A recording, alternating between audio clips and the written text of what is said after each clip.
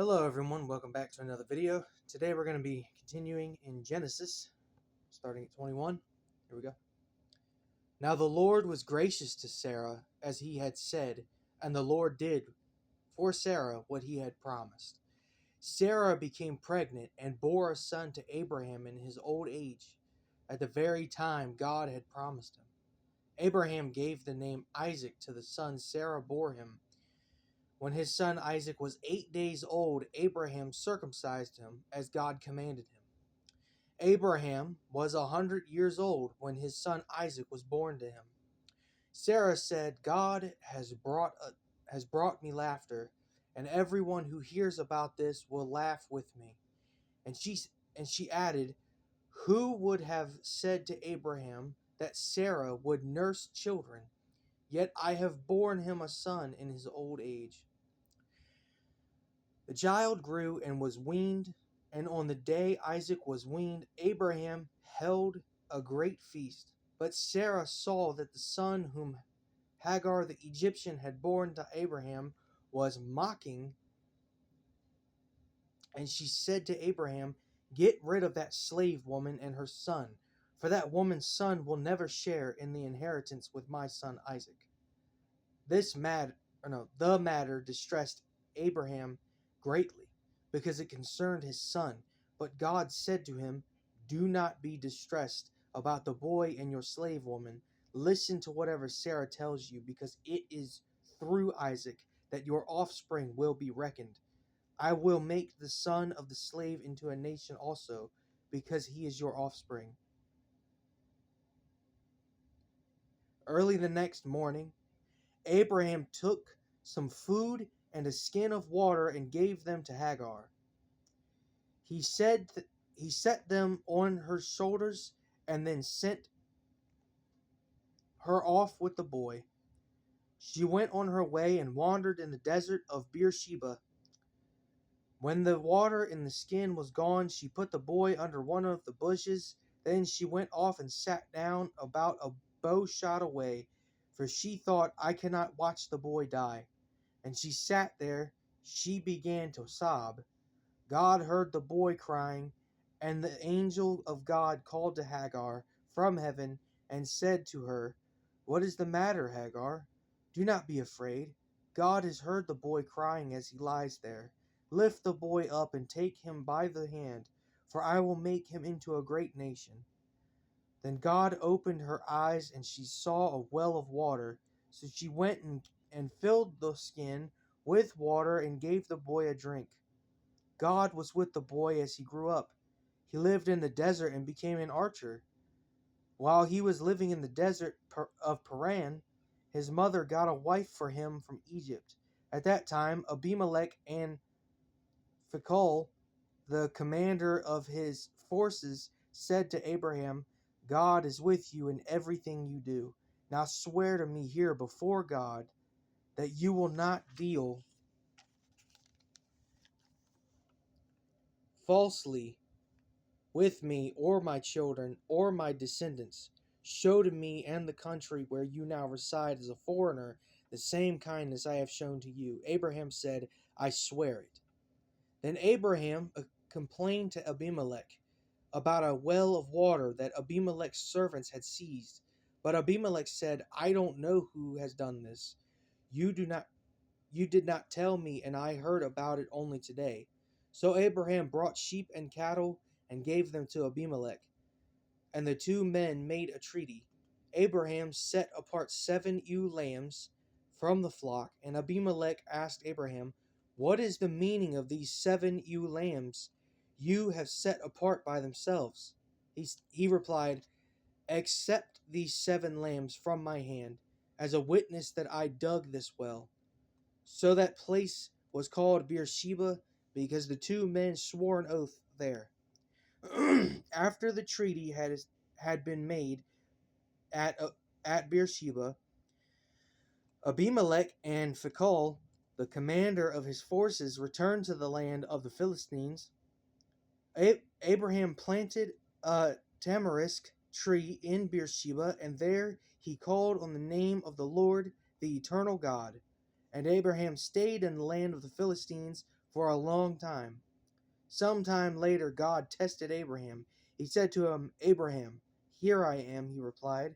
Then God said, take your son, your only son, whom you love, Isaac, and go to the region of Moriah. Sacrifice him there as a burnt offering on a mountain. I will show you. Early the next morning, Abraham got up and loaded his donkey. He took with him 2 of his servants and his son Isaac. When he had cut enough wood for the burnt offering, he set out for the place God had told him about. On the 3rd day, Abraham looked up and saw the place in the distance. He said to his servants, stay here with the donkey while I and the boy go over there. We will worship, and then we will come back to you. Abraham took the wood for the burnt offering and placed it on his son Isaac, and he himself carried the fire and the knife. As the 2 of them went on together, Isaac spoke up and said to his father Abraham, Father. Yes, my son, Abraham replied. The fire and wood are here, Isaac said, but where is the lamb for the burnt offering?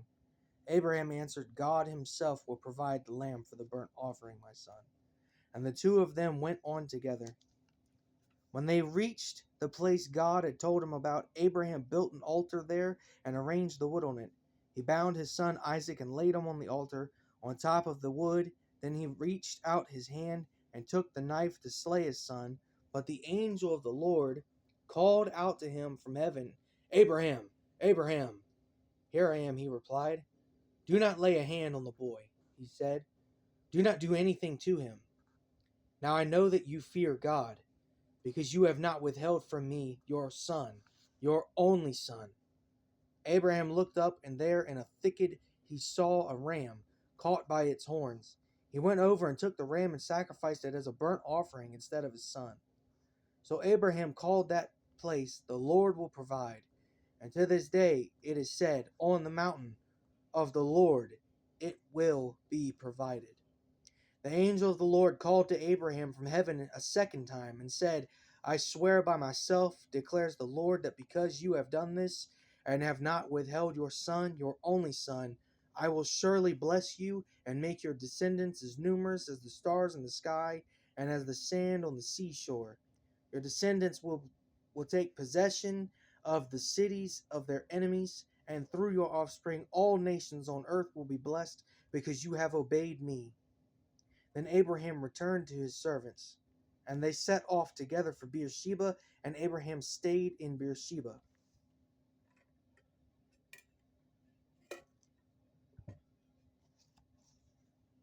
Sometime later, Abraham was told, Milcah is also a mother.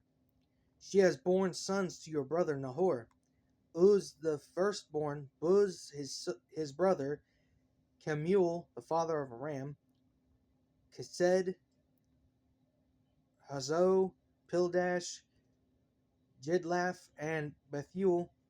Bethuel became the father of Rebekah. Milcah bore these 8 sons to Abraham's brother Nahor. His concubine, whose name was Reumah, also had sons, Teba, Gahan, Tahash, and Makkah.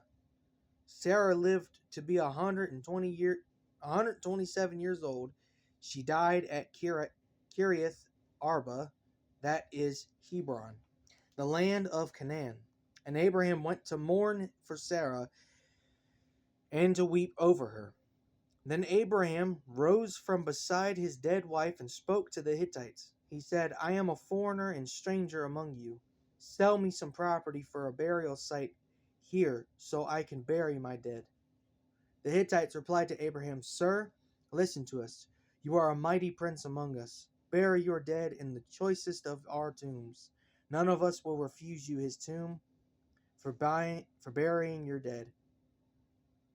Then Abraham rose and bowed down before the people of the land, the Hittites. He said to them, If you are willing to let me bury my dead, then listen to me and intercede with Ephron, son of Zahor, on my behalf, so he will sell me the cave of Machpelah, which belongs to him and is at the end of his field. Ask him to sell it to me for the full price as a burial site among you.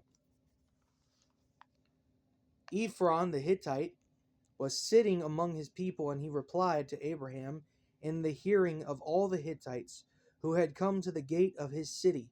No, my lord, he said, listen to me. I give you the field, and I give you the cave that is in it. I give it to you in the presence of my people. Bury your dead.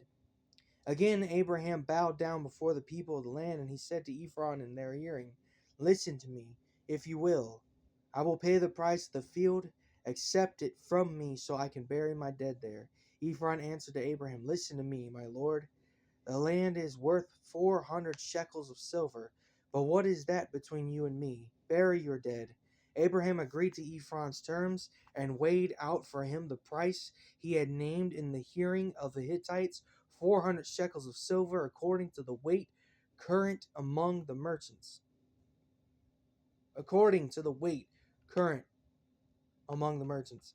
So Ephron's field in Machpelah near Mamre, both the field and the cave in it, and all the trees within the borders of the field was deeded to Abraham as his property in the presence of all the Hittites who had come to the gate of the city. Afterward, Abraham buried his wife Sarah in the cave in the field of Machpelah near Mamre, which is at Hebron in the land of Canaan. So the field and the cave in it were deeded to Abraham by the Hittites as a burial site.